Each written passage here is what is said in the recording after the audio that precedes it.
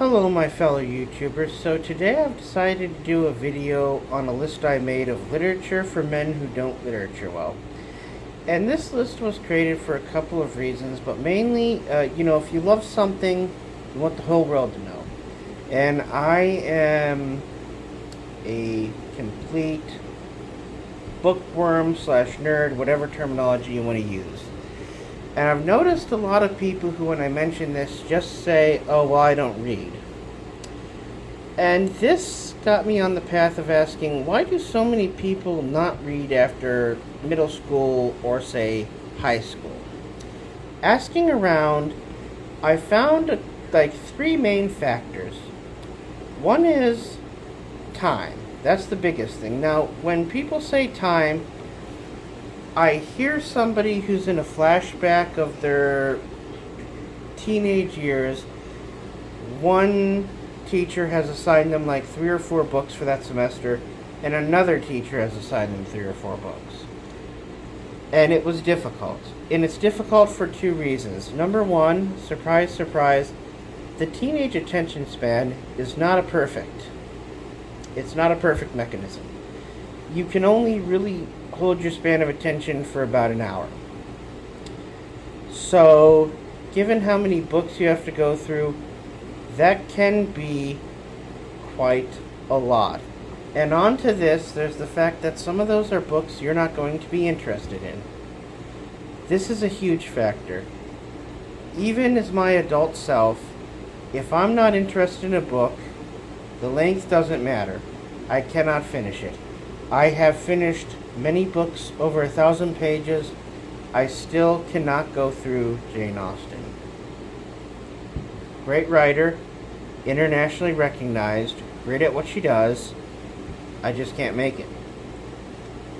So factoring in all those things, it's not surprising. By the way, the average adult, it's, various companies that have sent surveys report this, reads about 2 books per month. So your teachers are expecting a 14-year-old to pull off a cognitively complex task that most adults are not up for. Also, and this is the last I'll shame our educators. I've seen them on social media say, oh, well, here's my summer reading list. It's 5 books. So you don't read in fall, you don't read in winter, you don't read in spring. Another huge barrier to getting people interested in literature is intimidation. Let's admit it. We've all had that experience, right? We've got a friend who's just read a great book. They tell us we need to read the book because it's awesome.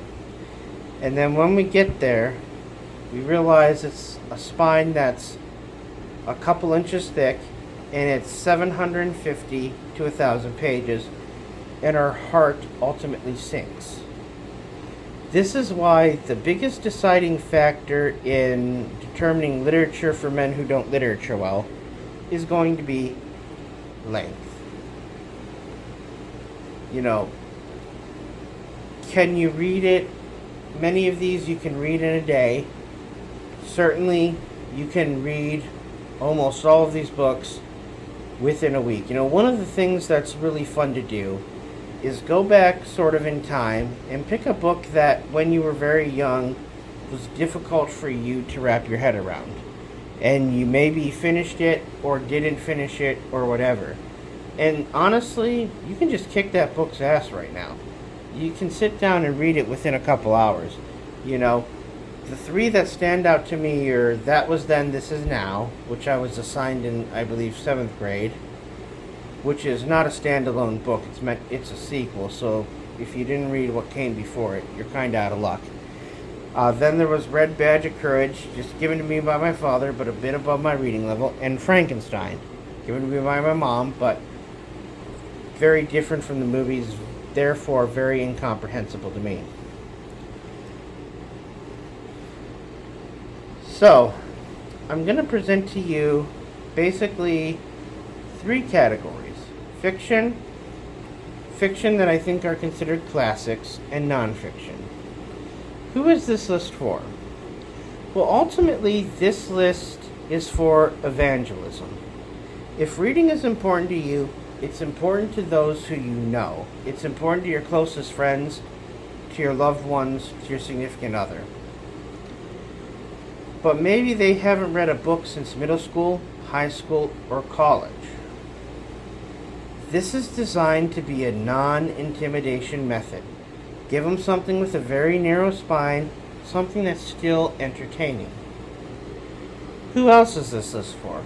Are you a veteran reader? Well, this list is for you. I'm going to get into a lot of really great works of English literature right here, right now. Books that everybody's going to love. So keep that in mind. Do you do social media-based literature challenges? Read as many books as you can for the next 48 hours. Read as many as you can over the weekend. This list is exactly up your alley. What about those people who say, you know, there's so much to learn. I think that if I'm going to invest the time, I should read a history book. This is for you because we've got nonfiction here. We've got history. You've got philosophy. And you have biography. So, let's begin. Fiction. I'm going to begin with what I think is one of the greatest YA authors of our time still living.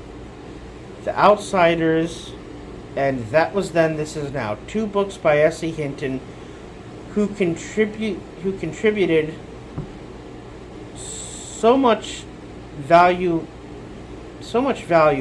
to a work based on masculinity. She has great commentary on modern masculinity. These are just really 2 great books. I don't know what else I can say about them. You know, The Outsiders, great book, adapted into a great movie. Read one and see the other. Call of the Wild by Jack London. I mean, the sort of prototype fictional survivalist story, right, in Alaska. The Boys from Brazil, written by the same guy who did Rosemary's Baby and The Stepford Wives. Wonderful, terrifying read. Skipping Christmas by John Grishom. Very approachable read, very quick. That gets you your Grishom ticket, and turned into a great movie starring Tim Allen, who is from Michigan. Flint by Louis L'Amour. Bang 'em, shoot 'em up, badass cowboy-style book. The Prime of Miss Jean Brodie.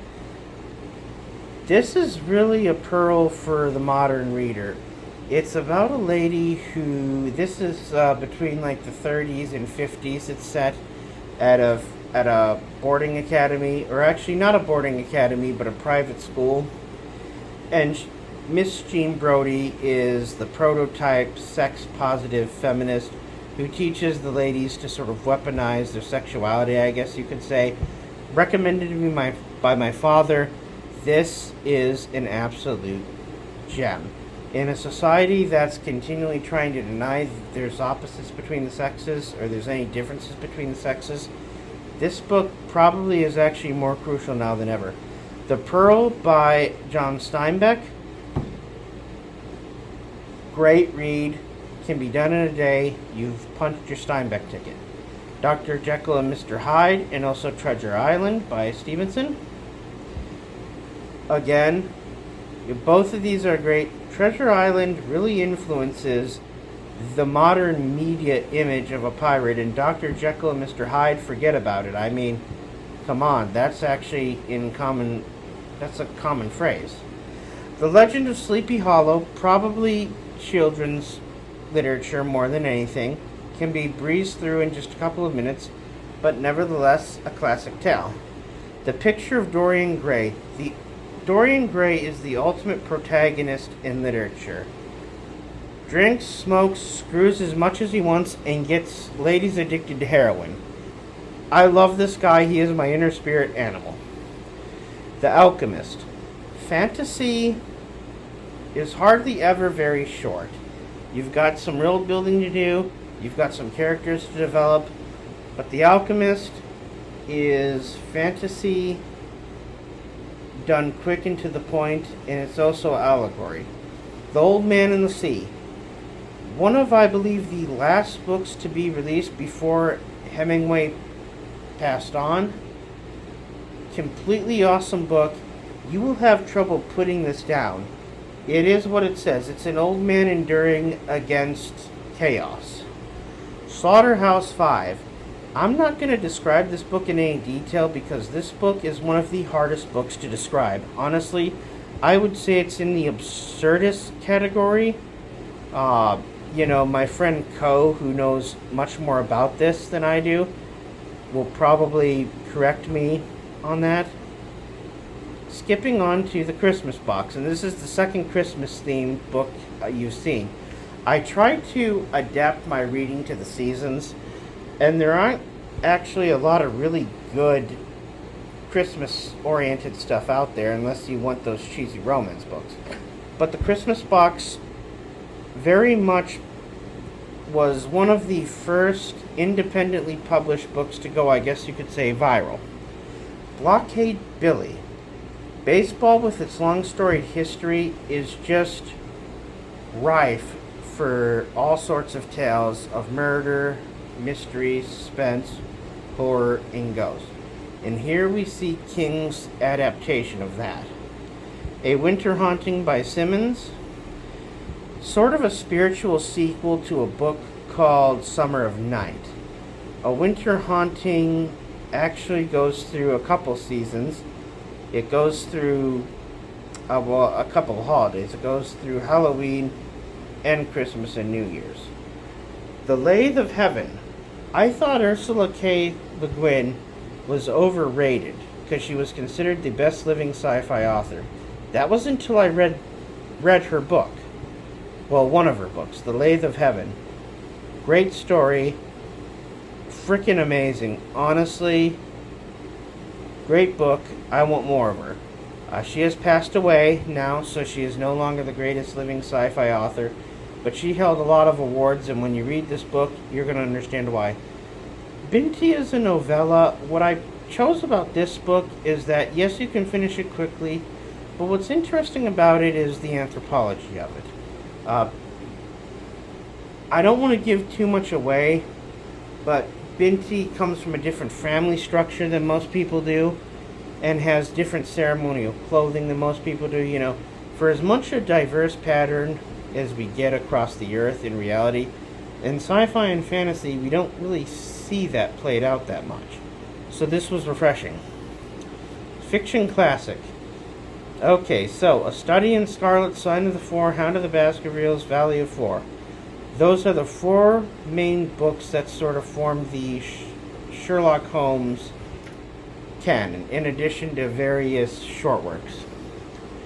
All of them really good. All of them can be read in a day. That's all I can say about that. Peter and Wendy by Barrie. That's the Peter and Wendy, Peter Pan. That comes from there. Heart of Darkness by Joseph Conrad. That is what they based Apocalypse Now off of. Really, really interesting stuff. And Heart of Darkness with Red Badge of Courage by Crane can be considered, I guess, historical fiction, so if Hannah's watching this, she might like it. The Great Gatsby. Classic party animal read, honestly, with you. But also, a lot of humor in there. If you're not assigned in, you're just reading it, there's a lot of funny stuff. The Greatest centers upon people wanting to get out of a room because there's an argument, but the two people arguing are in front of the exit. We've all been there. Animal Farm. Classic work, and you punch your Orwell ticket. Frankenstein by Shelley. A horror read, great for October. If you're like me, in October you switch to those creepy reads or those spooky stories. Frankenstein again, very quick read, but very good read. Now here I have Fahrenheit 451 and Halloween Tree. Halloween Tree is not really classic, but I'd say Fahrenheit 451 probably qualifies as that. They're both by Bradbury. And last, The Adventures of Tom Sawyer.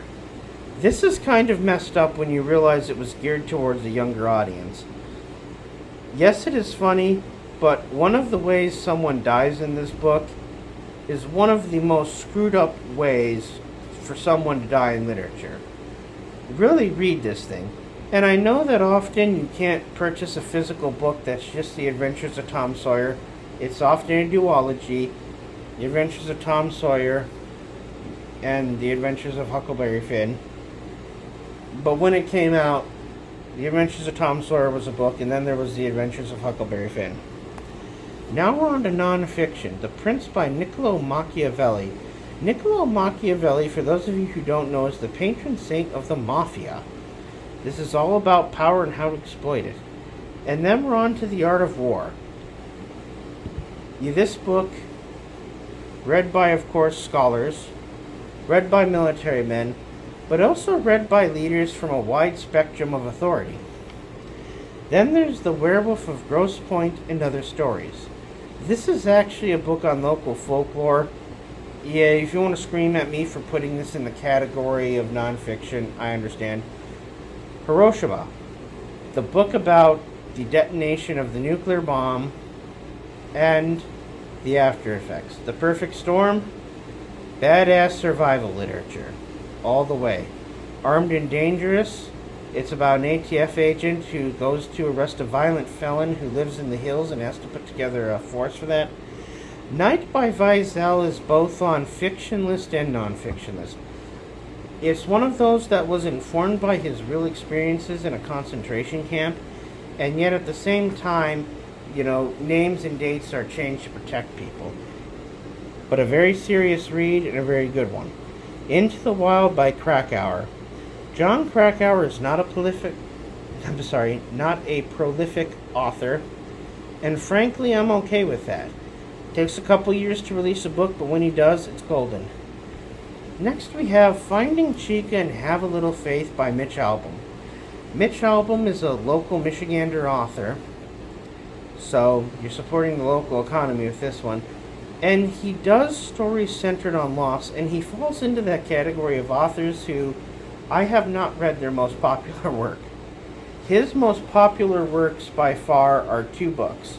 One, The Five People You Meet in Heaven, but also Tuesdays with Morrie. I have read neither one. One's a fiction book, the other is nonfiction. Meditations by Aurelius. Basically, undeserved celebrity is what he's talking about. And boy, is that very timely right now. He may have been an ancient Roman, but yeah, still relevant. The Communist Manifesto. It's funny, this advocates that we abolish the family and everybody moves back and does farming. It's feudalism.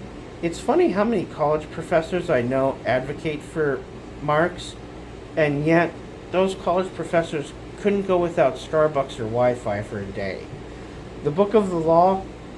This is one of the most controversial entries on this list. It's the philosophical work of Aleister Crowley, who is sort of regarded as the great beast or the other. Yeah, I put it on here. Interesting and quick read. Now, Longitude by Sobel. This falls into the realm of popular science. How do we solve for measuring longitude?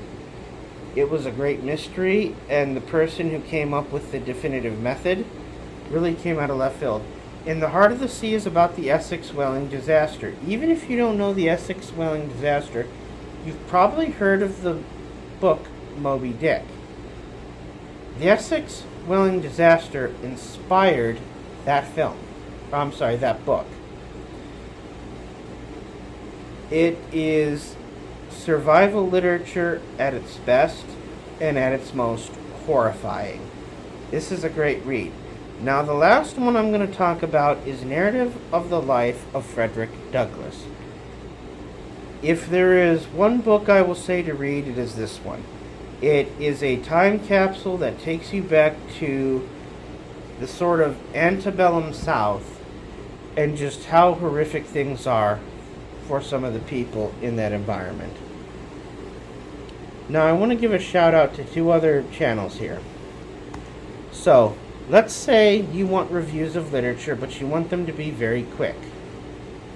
And furthermore, you want them to be led by young sprites, not older, fat, ugly bastards like myself. Well, we have here a book talk channel, Read with Hannah, that you can go to. Hannah gives it to you very fast, very quick ratings, and her production quality is actually quite good. Then we have Epic Reads. Epic Reads is so much more than just a booktube channel. In fact, Epic Reads does things on interviews with authors, how to get a book to publication, what a literary agent does, what an editor does, even restoration projects. It is a really great channel. I love it dearly. I do want to point out it is not independent. It is the social media wing of HarperCollins. If you don't have an issue with HarperCollins, then you should actually be just fine with it. Thank you.